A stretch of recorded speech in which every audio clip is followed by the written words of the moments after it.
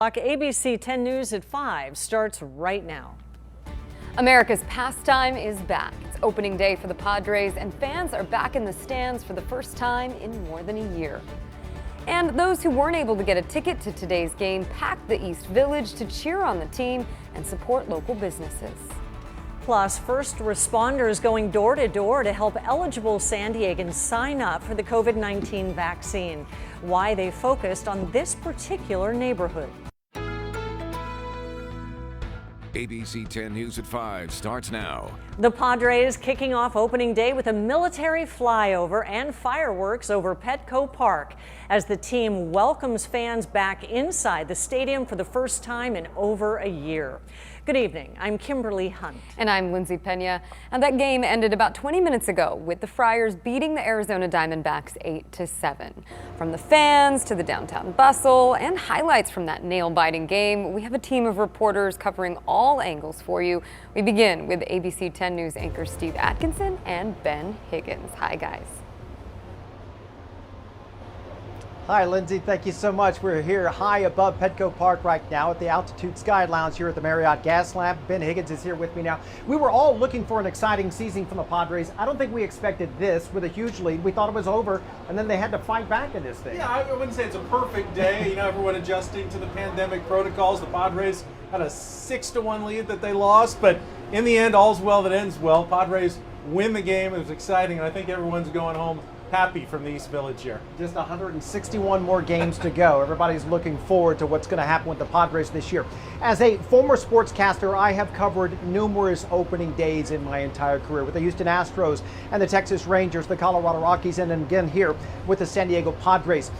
Every team, no matter what on opening day, everybody has this sense of hope and optimism because the records are absolutely clean.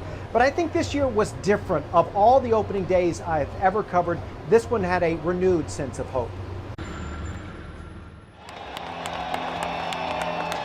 Hope, a feeling of expectation and desire for a certain thing to happen. In baseball, there is hope every spring with opening day. I'm so excited. It's almost opening day and I'll be there. The slate is clean, the records are even. It's a new beginning. We couldn't be more excited to have our fans back with us, especially given the excitement around this team. In San Diego's East Village, there is hope again. The Padres may be the focus for the day, but this hope transcends baseball. I think what people want to see, though, is that this is real. How is this tangible? And the fact that we couldn't do this last year and we can this year is proof of the progress. Progress that began with a partnership between the city of San Diego, the Padres, and you with the Petco Park Superstation. You're good to go. That's it. Welcome to the club. That's where hope began and continues for so many in need. Is there a sense of hope, I guess? Yeah, it's life-saving for us. You know, we had some moments we didn't think we'd make it through. Basic Pizza has been a game day tradition for Padres fans for 15 years. But the life and the energy that drives this business was missing until now. The energy in downtown is dependent on a lot of things that are going on. The Padres are the start of that new energy in the downtown that I look forward to. Same for Brent Crenshaw, who co-owns Social Tap. His restaurant is just a stone's throw from Petco Park. His hope is to pick up where the Padres left off last year. Fans couldn't get in the stadium, and we were the closest place to it, so you could, damn near hear the crack of the bat and things like that. And, it would definitely just be part of the energy without being in the stadium. So we're definitely, planning on having a big rush for that. Hope is a good thing. And much like the Padres, we are all hoping for better days to come and ultimately celebrations. Let's go, baby!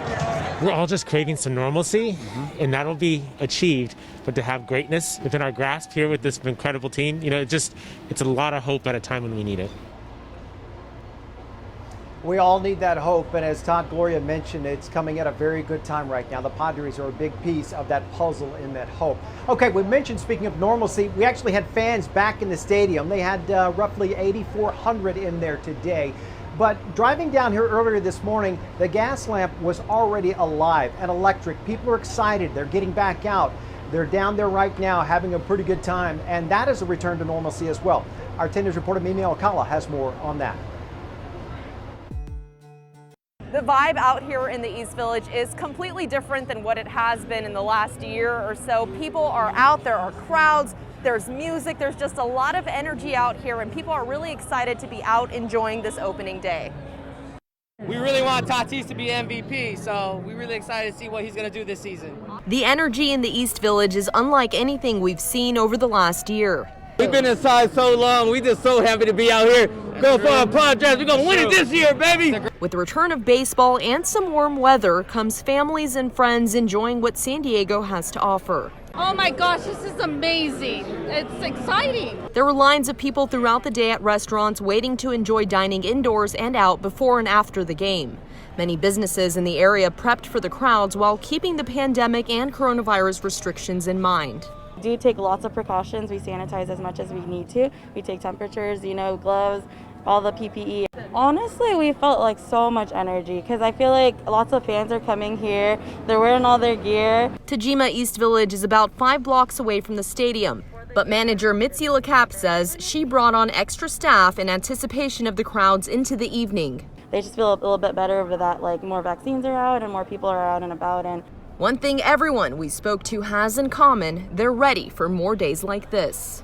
I'm looking forward to just a great start to the season, on our way to win the big cake, the World Series, baby. That's what I'm looking forward to. I love the one guy who said, we have been inside so long, we all needed this. I think we all need something, and the Padres are providing a lot of excitement for all of us here in San Diego throughout the entire county. Kim, we're going to continue to have coverage here from the Altitude Sky Lounge here at the Marriott Gas Lamp. Ben's going to have highlights here in just a few minutes, so stick around for that. Steve, you're right above the crowd, and there were less than 9,000 people in the stadium today, but they were loud, chanting, "Let's go Padres," and when Tatis Jr. was batting, "VIP, VIP." What did it sound like to you above it all? You know, it got quiet at points whenever they started to make a comeback. The Diamondbacks started to make a comeback, but you couldn't really tell that much of a difference at the end of the game. There was a very big cheer that came up from that crowd, as you mentioned, less than 10,000. And as we move into different tiers, the Padres tell us, of course, they are going to increase that crowd size. More people are going to be allowed to get tickets, but it was actually very loud today considering how many people were in there. Yeah, lots of excitement. I'm with the guy that you spoke with. World Series, baby. So we'll talk to you later. Thank you, Steve. The start of the Padres season is bringing much needed business back to East Village, and many stores and restaurants barely survived last year with no fans. ABC 10 News reporter John Horn explains why even a cap on attendance is not dampening their spirits. Basic Pizza in the East Village is usually packed for opening day, but in 2020, that went away. There was a loss of the interest to come downtown. No more, baseball games, no more concerts, no more fairs. Co-owner Eric Tesmer says PPP loans are the reason the restaurant is still standing. Revenue is down about 75%. We're as much of a bar as anything, and the majority of it comes from the atmosphere. The part of the East Village near the ballpark has been hit particularly hard. Businesses pay high rents because of Petco Park foot traffic gone during the pandemic. Parking is expensive, and the unsheltered homeless issue persists. We have seen a lot of struggles with business owners. We have also seen a lot of resilience and a lot of creativity. East Village Association Executive Director Diane Peabody Straw says that there is renewed hope with the Padres season starting. That's even with attendance capped at about 10,000, minuscule by normal standards. Just the mentality of people feeling more comfortable, like it is okay to go and show up at these places, also will encourage people to think, oh, well, maybe I'll just go down to Bob's or Naughty Barrel and watch the game. Businesses are already in the spirit. At Corner Chicken at 9th and G, workers' uniforms mirror those famous Padres browns. We're located near the Padres, so we thought we'd just show our spirit towards them. That's like 4 blocks away. Enthusiasm, they hope, lasts deep into October and beyond. John Horn, ABC 10 News. The Padres are home for the first 7 games of the season. They'll be at Petco Park for a full 81 games this year. And we have opened the 2021 season with a win, even if it was a nail-biter. And clearly there is excitement in the air. ABC 10 News Sports Director Ben Higgins is at the ballpark with today's game highlights. Hi, Ben. Game 1 of the 2021 season in the books as a Padres win over the Arizona Diamondbacks, Kim, but it didn't come without some stressful moments. Big cheers from the crowd for the $340 million man, Fernando Tatis Jr., as he takes the field. After falling behind 1-0, the Padres scored 6 unanswered runs. The big blows, bottom of the third inning, solo home run just over the glove there for Eric Hosmer, and then one batter later, it was Will Myers off Madison Bumgarner. Going to pull this one, deep drive to left and over the wall, as the Padres would end up taking a 6-1 lead for Yu Darvish, but all disappeared in the 5th inning as the Padres, Darvish, and reliever Tim Hill gave up 4 home runs, including the go-ahead solo shot here by Stephen Vogt as the Diamondbacks stunning this crowd and taking a 7-6 lead. No worries, Eric Hosmer came back, tied the score here in the bottom of the 6th with a 2-out RBI single under the diving glove. Padres would take the lead on a Jurickson Profar sac fly and go on to an 8-7 win. Mark Melancon closing it out just a few minutes ago. We're getting reaction from the team in the clubhouse right now. We'll have much more coming up in our sportscast on ABC 10 News at 6. We're live downtown. I'm Ben Higgins, ABC 10 News. Padres also showed some patience today with that comeback, and the hitting was great. Thank you, Ben. Now to the latest on the coronavirus in San Diego County. 252 new cases were reported today, bringing our total to more than 270,000. And there were no new deaths, so that number remains at 3,555. San Diego could move into the less restrictive orange tier as soon as next week. Once 4 million Californians in the hardest hit areas are vaccinated, the metrics will change. County leaders say at that point, our current case rate will be good enough for the orange tier. Here in San Diego, we're doing well. I think the vast majority of folks continue to be careful, to be safe, to utilize the face coverings. And because of that, we are not seeing an increase in our cases. And that is what is putting us in a good position to continue to descend with more things coming open. Supervisor Fletcher says the state is past 3/4 of the way toward the vaccinations needed to move us to orange. First responders are making it their mission to vaccinate the communities hit hardest by the pandemic. ABC 10 News reporter Cassie Carlisle walked with a team in Barrio Logan as they knocked on doors to sign folks up for a COVID-19 vaccine appointment. The AMR team has been canvassing Barrio Logan with these flyers and signing people up for appointments Saturday, April 3rd. There are no walk-ins.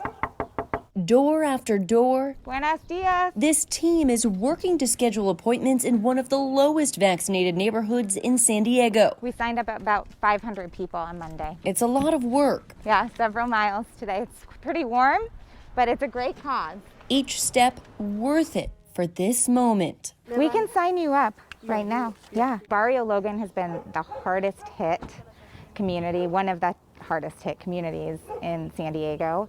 So we're really doing a grassroots effort. AMR partnered with Family Health Centers of San Diego and the Latino Equity Council to start knocking on doors Monday. They only have 2,000 COVID-19 vaccine appointments available Saturday specifically for this neighborhood.